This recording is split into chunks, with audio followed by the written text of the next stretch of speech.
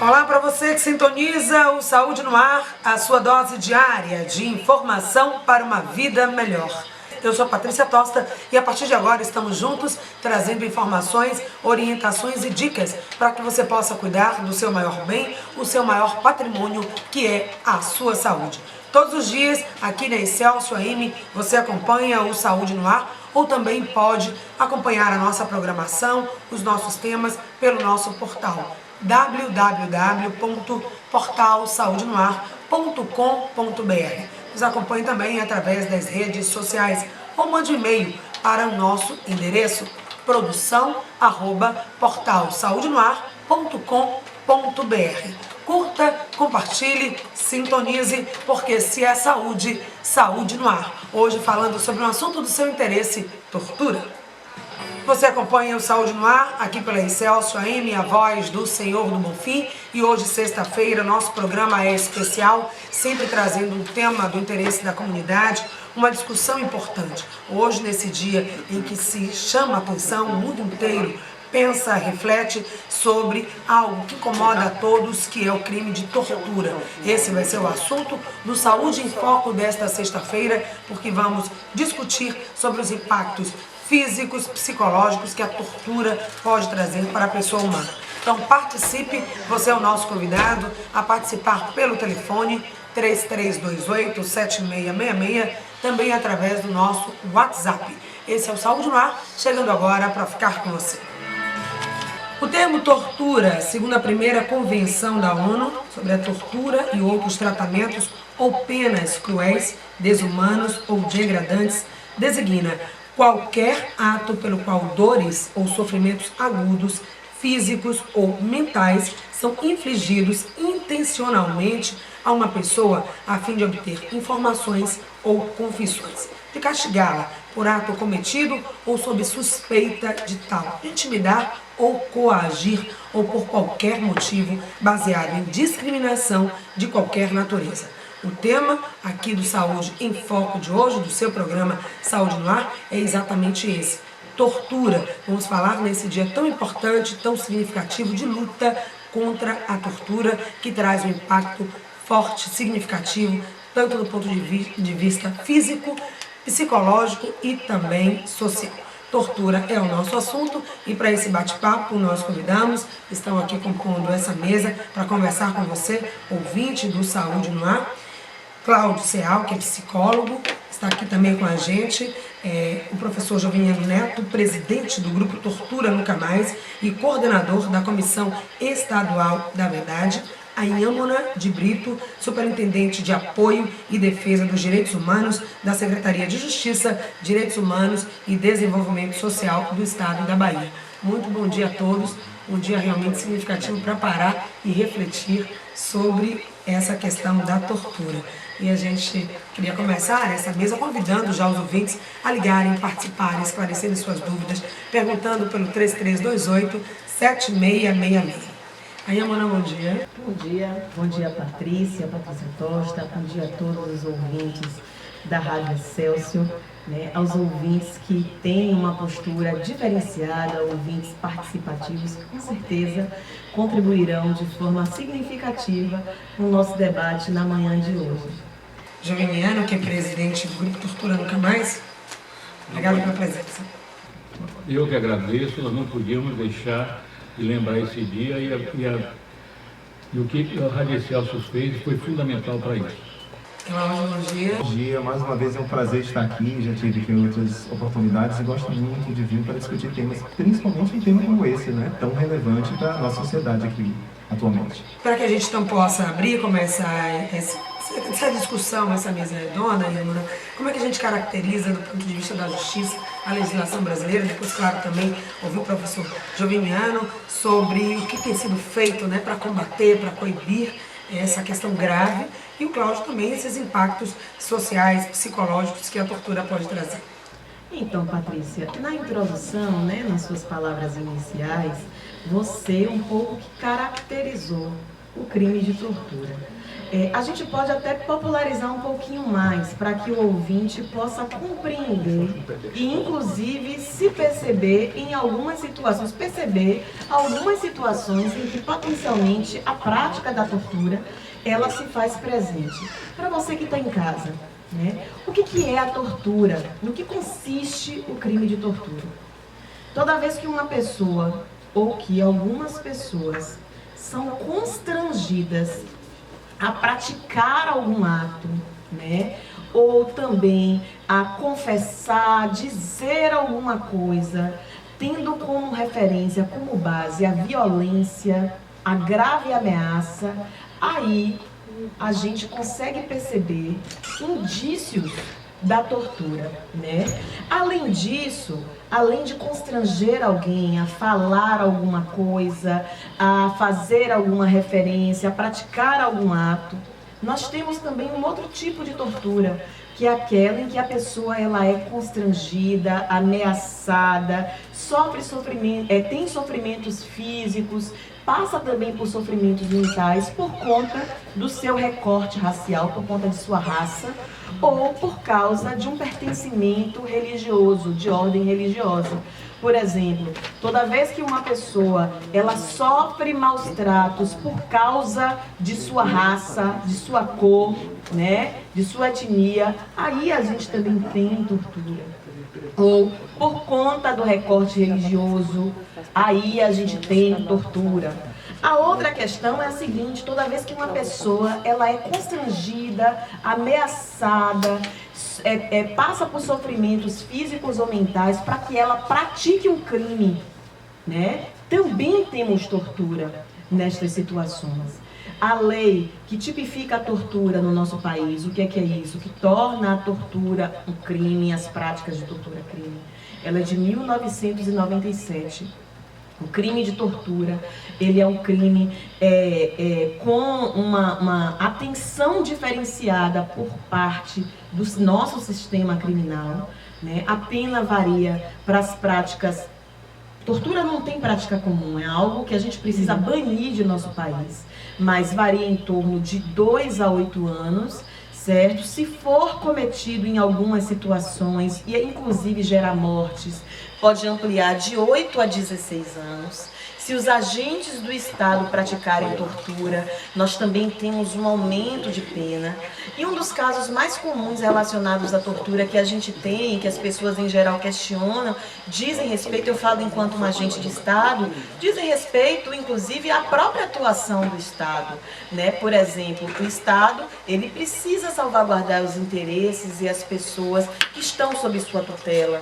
E aí a gente tem as situações de pessoas encarceradas, de pessoas que estão nos hospitais de custódia e tratamento, antigamente conhecido como hospitais psiquiátricos, onde as pessoas cumprem as medidas de segurança, crianças, adolescentes que cumprem medidas socioeducativas. Que consequência é essa, né? A tortura pode ser essa coisa explícita, mas também muito sutil, maus tratos, né? Esse tratamento que é dado, discriminação. E o que é feito isso tem do ponto de vista psicológico? Veja só, o principal efeito que se tem hoje dentro da psicologia que se é estudado é o que chama de transtorno de estresse pós-traumático. Tá? Então, o transtorno de estresse pós-traumático, ele se caracteriza justamente por você, após passar por uma situação de tortura, de grande sofrimento psicológico ou físico, você passa a reviver essa situação regularmente e constantemente. Então, digamos que você pode estar tranquilamente na sua casa e, de repente, você pode ter a sensação de novo e reviver e vivenciar aquela situação como se você tivesse de novo naquele ambiente de tortura, naquela situação, né? Então, a tortura, ela causa profundas marcas na vida do indivíduo. Algumas pessoas conseguem lidar melhor com isso. Isso varia de pessoas para pessoas, né? Tem pessoas que têm um apoio familiar, um apoio social, que buscam ajuda psicoterápica, elas conseguem superar isso, mas não 100%. Sempre vai ficar um efeito na vida dessa pessoa, levando ela a, muitas vezes, evitar uma vida plena em decorrência desse trauma, dessa situação traumática. Que vai ficar, que permanecer. Eu queria também fazer um comentário. Pode, fica à vontade. Queria fazer um comentário, né, sobre as práticas da tortura, de tortura e seus efeitos, porque, em geral, a gente reflete sobre os efeitos que diretamente atinge a pessoa torturada, né? Aquela pessoa a quem, de modo mais específico, ou determinados sujeitos impingiram a tortura, essa prática cruel, essa prática degradante que a gente não pode, sob qualquer hipótese, esquecer e que a gente tem que banir. Só que a gente se esquece também que há efeitos sociais desse tipo de postura, desse tipo de prática, que a gente precisa ficar muito atento, enquanto representações de Estado, enquanto cidadãos e cidadãs. Porque prática de tortura, ela gera medo e tem um outro efeito, que é o de tentar coibir, tentar direcionar toda uma sociedade para a conduta ou as condutas compreendidas como corretas, aquilo que se quer, né? Então, quando se pratica a tortura, você estabelece um regime de terror. Você simplesmente intimida sujeito, cerceia a liberdade, coloca por terra a dignidade da pessoa humana, direcionando-a ou direcionando um coletivo a se comportar como um determinado grupo pensa que é correto, que é bom para a nossa sociedade. Então isso é um risco muito grave. Há efeitos também da tortura que extrapola a pessoa diretamente torturada e atinge os seus familiares. Né? Atinge os familiares, atinge também o grupo, um determinado grupo social ou um grupo racial. Se a gente pensar, por exemplo, na elevação de mortes de jovens negros e pensar como os jovens negros se comportam, se movimentam nas nossas cidades ou não se movimentam, a gente consegue perceber como esse tipo de prática, ela acaba também por delimitar, por tolher liberdades, e a gente precisa ficar muito atento a isso. Ou seja, então se implementa também a questão do silêncio, né, desse medo, desse pânico, que vai se criando formas de comportamento a partir desse padrão que se coloca como o ideal e desejado. A Gislene está na linha, ela está no bairro da Barra, tem uma pergunta a fazer, mas o Zanetti está agora, será que temos condição? Aí a questão técnica, vamos ver se a gente conseguiu resolver. Zanetti? Olá. Bom dia, ouvintes. Bom dia, prazer ouvi-lo. Foi não. Zanetti, a nossa pergunta para você, exatamente você que foi, durante a ditadura militar, passou por tortura, colocando a sua contribuição aqui para a mesa, para que a gente possa entender o impacto que isso traz, né, na vida de uma pessoa, do ponto de vista físico e também psicológico. Foi não.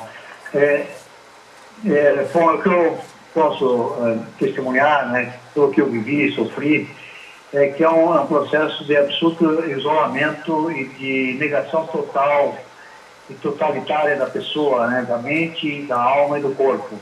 É uma coisa muito dolorida e que marca, mesmo que você aparentemente tenha superado, é uma marca que te acompanha a vida toda, né?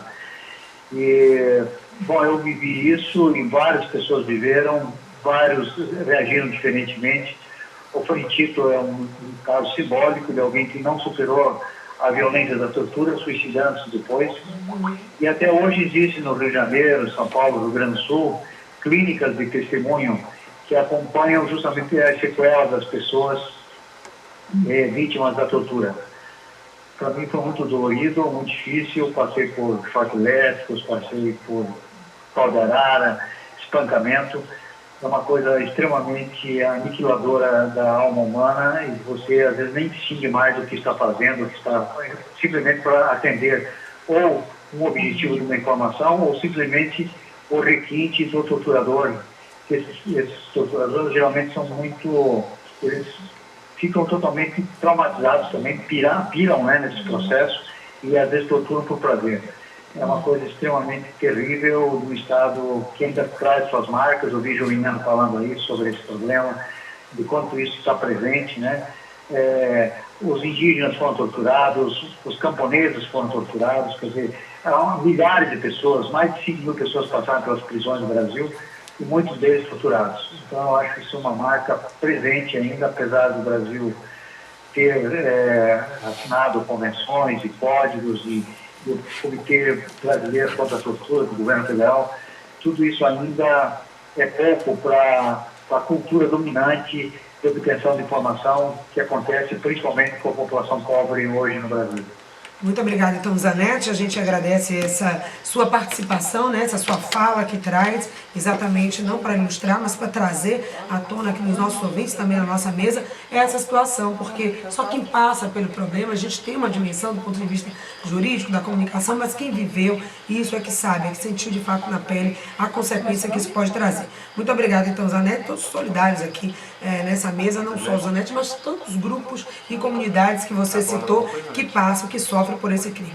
Queria passar antes do professor Joviniano, né, também já pediu a palavra, tem o Cláudio, porque ele colocou questões do suicídio, pessoas que não superaram a questão do constrangimento, falou também do próprio torturador, ele também ou tem uma relação de prazer, ou também traz uma consequência psicológica, né? São aspectos do ponto de vista da psicologia que o Cláudio poderia estar, e depois também o professor Joviniano já comentando a fala anterior da nossa mesa. Eu queria comentar inicialmente uma coisa interessante que os interlocutores aqui comentaram, que é assim, nós gostamos muito de controlar o outro através de estímulos aversivos. A gente chama isso em psicologia de controle aversivo. O controle aversivo é justamente fazer com que a pessoa faça algo ou deixe de fazer algo a partir da ameaça, a partir da dor e do sofrimento. E isso vem lá de trás. Eu vou comentar uma coisa aqui que ninguém ainda tocou no assunto, que é assim, os pais adoram dar palmada na criança para educar.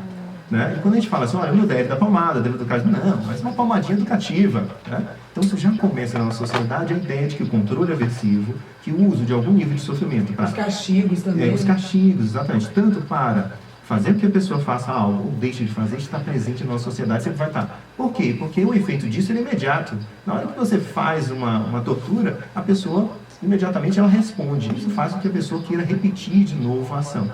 É comum também nas penitenciárias, né? Quando a gente comenta, olha, o sistema penitenciário ele deve proporcionar para o preso uma recuperação, né? E as pessoas logo reagem mal, porque dizem, não, tem que ter controle aversivo, né? Em outras palavras, justamente para que essa pessoa deixe de delinquir ou faça o que eu estou querendo que ela faça. Então a ideia de que o comportamento da pessoa pode ser controlado através de tortura está muito presente na nossa sociedade.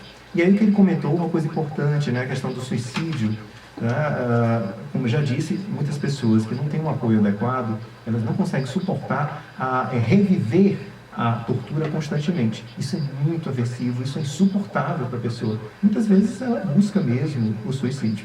E quanto ao torturador, é difícil a gente dizer que todo torturador é um sádico, mas pode ter torturadores que realmente sentem prazer naquela tortura. Né, e usam da tortura além do fato de apenas adquirir o que ele quer daquela pessoa. Isso é verdade, pode acontecer. Né? O Zanetti ele falou sobre grupos também de torturados, o apoio que essas pessoas precisam ter. Daí a importância, né? Na verdade, a tortura procura romper a unidade entre corpo e alma. Quer dizer, o corpo quer entregar, quer satisfazer o agressor e a alma resiste. Eu não quero dedurar meus amigos, eu não quero... A gente encontra aquela minha crença, não tem culpa. Nas clínicas de testemunhos, tem mostrado uma coisa muito, não só a continuidade do trauma nas antigas vítimas da tortura, mas os traumas que ficam nos filhos e até nos netos daqueles torturados. Então, é um trauma permanente. Ele fala, o Cláudio falou aqui da questão dos maus tratos. Na lei de tortura tem uma coisa engraçada no Brasil. Quando o sofrimento é provocado dentro do espaço, como da família, do espaço de escola, a lei exige um agravante, que seja intenso o sofrimento. Quando é feito pela polícia, a palavra é sofrimento, para obter confissões, informações, e por motivo de discriminação racial ou religiosa. Quando é em espaço familiar, se fala em intenso sofrimento, que de certo modo admite que algum tipo de sofrimento seja feito. Permitido, né? Seja permitido. Agora, uma outra coisa que é interessante é que a lei brasileira é diferente da internacional. Ela prevê, e eu acho que está certa, ela prevê que a tortura possa ser feita por pessoas que não sejam agentes públicos. embora nós sabemos que a maior parte da tortura é feita nas delegacias e nas prisões, ou no caminho das delegacias para a delegacia. Mas a lei brasileira prevê a possibilidade de tortura feita por vigilante de supermercado, que tem um quartinho lá atrás para bater nas pessoas, em clínicas particulares, coisas desse tipo. Mas uma coisa que a lei brasileira não prevê é um tipo de tortura por discriminatória. Por exemplo, a tortura que é feita contra o morador de rua, que não é para obter confissão, não é para obter informações, é para tirar dali, é para limpar, para jogar, para limpar o que eles consideram o lixo das ruas. Várias sociedades. Então, a lei brasileira não tem coragem de fazer isso, porque significaria, então, uma crítica global à sociedade. Agora, outra questão que eu falo, a lei brasileira, no Brasil nós temos mania de resolver as coisas com lei. Não adianta. Eu estou aqui com a Superintendente de Direitos Humanos, eu vou aproveitar para fazer uma cobrança. Nós criamos a nível nacional, depois de anos do Brasil ter assinado o protocolo com a ONU, que foi em 2007, nós criamos o Sistema Nacional de Prevenção e Combate à Tortura. Criou-se o Comitê Nacional de Prevenção e Combate à Tortura, eu sou membro.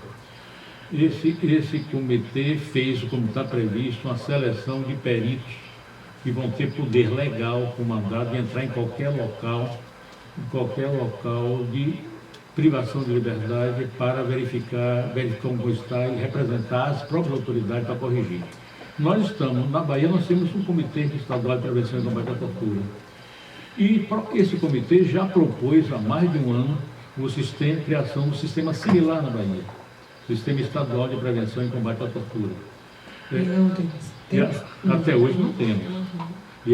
E 11 peritos só a nível nacional não vão dar conta no Brasil. E é por isso que a lei nacional prevê a criação de sistemas estaduais. Vamos saber então da Iomana, em que passo, em que pé está esse processo, quais são as formas de cumprimento da pena do crime de tortura, aqueles que não estão, como colocou o Joviniano, dentro dessa lei, que não são abraçadas por essa lei, e essas pessoas, que tipo de garantia, de assistência elas acabam tendo. Só lembrando antes da Iomana, tem o Reinaldo, ele está na ponta da linha, já está aguardando um tempo, nosso ouvinte quer fazer uma pergunta, um comentário. Oi, Reinaldo, bom dia. Bom dia, Patrícia. Gostaria de parabenizar esta manhã a Rádio Excelsior. Você trazer uma mesa tão importante aqui em Salvador para poder discutir, que poucos lembram o que é esse debate. E, primeiramente, carinhosamente, queria parabenizar aí a doutora Mona. Eu gostaria de chamar ela de Mona, porque ela sabe por quê, é um nome carinhoso, doutora Mona Brito. Eu queria parabenizar. Há quase 11 anos atrás, a promotora pública, a doutora Silvana, nos encaminhou, e a doutora Mona, na época, ela era estagiária na área de direito, no gabinete de Vânia. E nós tínhamos um quilombo aqui em Pernambuco que era discriminado, onde a capoeira era totalmente discriminatória. E a doutora Silvana pediu que a gente fosse fazer uma audiência e encaminhou. Como chegando lá, se encontrou a doutora Mona, que ela estava estagiando no gabinete de Vânia Galvão. E ela solicitou uma audiência pública. Hoje, graças ao projeto dela, ao trabalho, hoje o quilombola aqui dos Pezões tem um trabalho excelente com o grupo de capoeira, cultura e futebol. Então, eu quero parabenizar ela e dizer a todos vocês que não conhecem, ela também foi a criadora da ouvidoria do Estado da Bahia, da Defensoria Pública. Parabéns, doutora Mona, por estar aí nesse momento. Aqui um abraço grandioso de Reinaldo Moura e todas as nossas crianças com deficiência, nossos jovens. Agradeço o projeto social que hoje nós temos, hoje com o Pezão aqui, onde era chamada Baixa de Manu, aqui no bairro Bernabué. Um abraço, doutora Mona. Ô, Reinaldo, um abraço carinhoso para você. O bom nisso tudo do relato é que você me torna mais jovem. Tudo bem que a juventude está no espírito, né? Que eu sou. À época, em 2005, eu era assessora jurídico-legislativa que também é vereadora hoje, Vânia Galvão, né? Era assessora do PT à época, mas boas lembranças. Enfim, um abraço carinhoso para o pessoal da Baixa do Mandu, de Pernambués. O professor Joviniano, ele é sempre bem preciso e muito reflexivo. Ele nos deu, assim, aberturas para que a gente também cutucasse os ouvintes a pensar nas novas formas de tortura. O que é que hoje, considerando a caminhada da nossa vivência em sociedade, essas novas demandas, as estruturações, os novos arranjos sociais e de Estado, o que é que hoje poderia ser considerado, inclusive, como tortura? De forma, inclusive, a fazer com que os legisladores, as legisladoras revissem o conteúdo da lei, tornando-a mais efetiva. E aí ele coloca a gente atenção para as relações que se estabelecem com as pessoas em situação de rua, com as pessoas, inclusive nas relações comerciais, em outros espaços, nos leva a atenção aos espaços domésticos também, né? E aí o que muitas vezes é comum e que a gente precisa tirar dessa esfera do comum, do aceitável, os maus tratos e a tortura sofrida, sobretudo por pessoa idosa, pessoa com deficiência e tudo mais. O professor Joviniano faz também um passeio na história e traz das nossas mentes a tortura que sofria, sobretudo algumas populações, resgata populações tradicionais indígenas, os africanos que aqui em nosso país foram escravizados e ficaram por quase 4 séculos em vivências cotidianas de tortura. Então, a gente refletir sobre o atual é fundamental. E aí vem a história e o papel do Estado nisso, né? O que nos compete? Além de a gente precisar e precisa sim fortalecer o Comitê Estadual de Enfrentamento e Prevenção à Tortura, o nosso CEPET, torná-lo mais ativo, considerando inclusive que muitas instituições de Estado o compõem, que estão apresentando as novas indicações e tudo mais. Eu acho que temos uma emergência disso. Precisamos, inclusive, dar um retorno social sobre o fortalecimento do CEPET, o encaminhamento de algumas das suas produções. Realmente, o CEPET, ele produziu uma proposta, uma minuta do que seria um sistema estadual de prevenção à tortura. A gente precisa dar seguimento a isso, talvez nessa retomada, revisar o conteúdo e estabelecer diálogos com outros setores da sociedade, muitos dos quais não compõem ainda o próprio comitê, algumas outras instituições que se relacionam com grupos socialmente vulneráveis, mais próximos às situações cotidianas, esses novos casos de tortura. Eu acho que é algo que a gente precisa fazer. E eu sinto, professor, tenho colocado isso em vários espaços, na condição de superintendente de direitos humanos, que nós temos uma carência de bases de dados no que diz respeito aos casos de violações de direitos humanos, sobretudo de violência letal. Eu acho que, nacionalmente falando, os nossos marcadores, existe uma lei que estabelece como emergência a importância de termos um banco de dados que apresente e permita um acompanhamento dessas situações de tortura. Eu acho que a gente creio que a gente traz isso com uma necessidade para a gente, da Secretaria de Justiça, Direitos Humanos e Desenvolvimento Social, para desencadearmos com as representações parceiras que compõem o nosso comitê, inclusive darmos uma devolutiva social mais inteira. Creio que o Tortura Nunca Mais tem uma expertise que a gente precisa valorizar, considerando que é uma das mais antigas instituições da sociedade civil de enfrentamento, uma voz ativa no que diz respeito à denúncia de casos e violações de direitos humanos, sobretudo de tortura. Muito obrigada, agradecendo também a doutora Yâmuna Brito, superintendente de apoio e defesa dos direitos humanos da Secretaria de Justiça e Direitos Humanos aqui no Estado. Obrigada, Patrícia Tosta, obrigada à Rádio Excelsior, aos ouvintes de toda a Bahia que sintonizam conosco para discutir no dia 26 de junho estratégias voltadas, relacionadas ao enfrentamento à tortura, não só na Bahia, como no Brasil. Eu acho que a gente precisa, o que nos torna humanas, é a capacidade de nos indignarmos e também estabelecermos caminhos fortalecidos para a mudança. Precisamos, não devemos aceitar a naturalização dessas práticas.